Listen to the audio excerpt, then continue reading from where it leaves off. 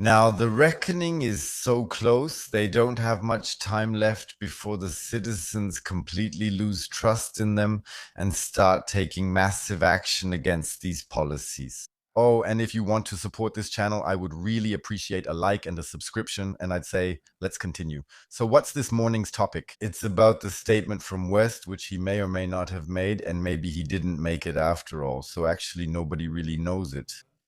Then Gwenter also said a little something. Oh yes, the pension contributions, they are also going to be raised significantly for lower pensions and longer working hours. That's right, you heard correctly. At the same time, the health insurance funds, well, they're also at their limit. That means we urgently need even higher health insurance contributions to pay for all this nonsense. And if you hear that at the latest, then yeah, you start to freak out, and I'd say let's get right into it.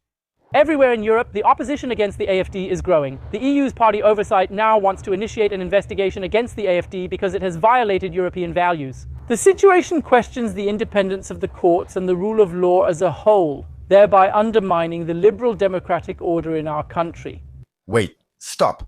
According to the latest media reports, Boris Pistorius, the most popular politician in Germany, is acting illegally in the Bundeswehr and is overriding existing laws. At the same time, public prosecutors just go ahead and charge random people in order to pocket taxpayer money and funnel a lot of money into politicians' coffers. Should I go on? I mean, we could fill a video now with, let's just say, 48 minutes, where I just explain to you where these two things, yes, which only the SPD, really only the SPD, set in motion, taking unlawful action against these people and silencing them at the same time. That's why I'm asking myself, when will the SPD be banned, a second Weimar Republic? We definitely don't need that anymore, where people are starving on this street while those in power keep lining their own pockets. All right, let's move on to the next point. And I'm telling you, this morning I'm losing my temper. I'm losing it completely. Well, in a situation like this, you always ask yourself how you can bring such a debate to a halt publicly, especially a debate that's not even really happening. That means it's out there everywhere, and everyone wonders if you comment on something like this, then the next round will start up again. Wait a second. According to the reports and facts I have, you were the one who said, yes, we need Hendrik West and Friedrich Merz should leave as soon as possible.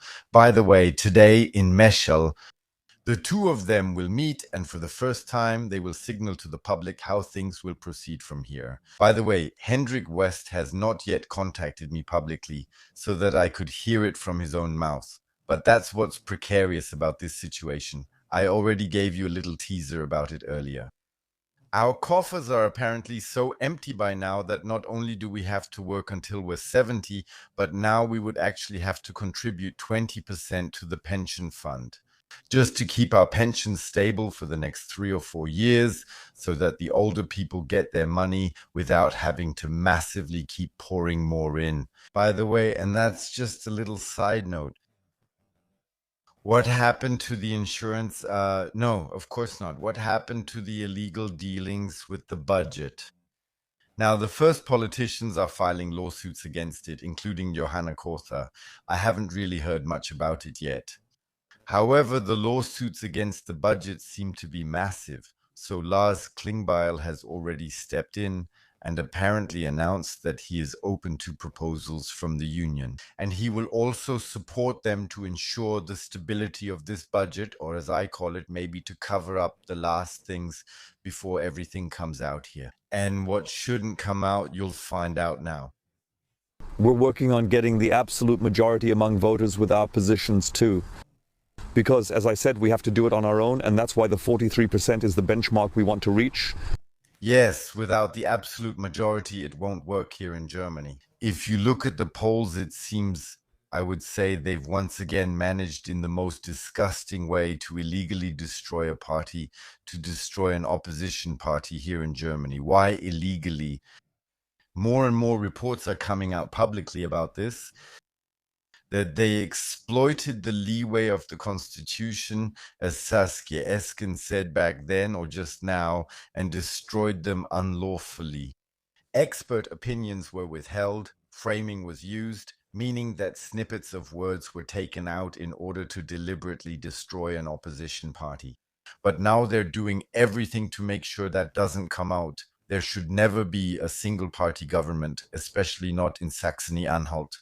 Why? There was something that happened there once. You remember they put those people in quotation marks, just stripped them of their power like that. I shouldn't have put that into context, otherwise I would have gotten another criminal complaint.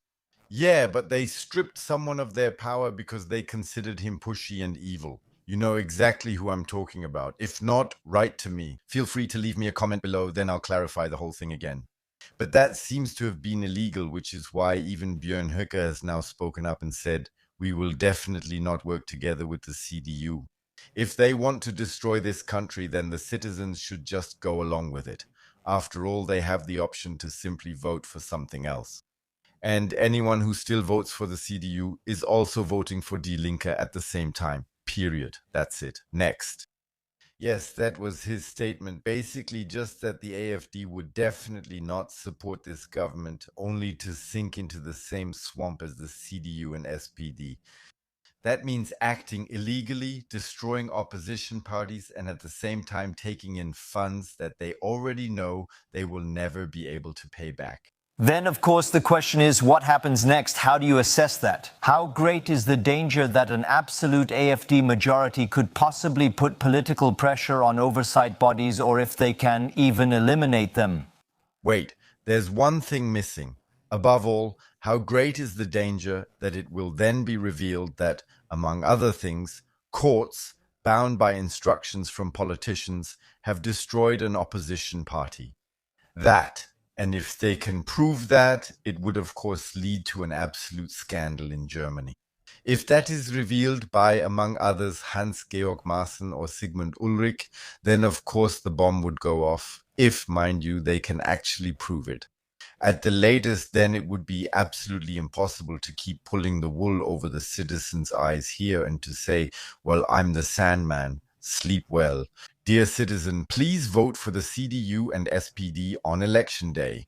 And if we somehow manage it, then in the future we will hold all elections on one day. Then you won't have to bother with politics for the rest of the year.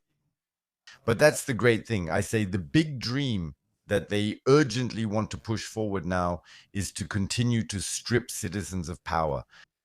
And yes, if it now turns into a disaster in Saxony-Anhalt, where the AfD gets an absolute majority, then of course that will come out. It will then show exactly what the Office for the Protection of the Constitution had. And it's really just about an absolute majority. That's why the fight in Saxony-Anhalt is happening again now. Suddenly taken up by the CDU really to protect its coalition partner, the SPD. So first of all, I don't assume that with the AfD taking over the government, the German rule of law will disappear completely.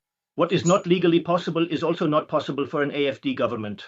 And secondly, I also don't assume that critical media coverage of the AfD, which also includes investigative journalism, will fall silent from the moment there is an AfD state premier.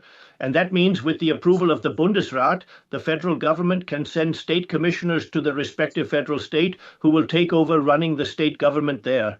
So I recommend that everyone at this point not fall into hysterical panic. So you just heard it, democracy would definitely not end.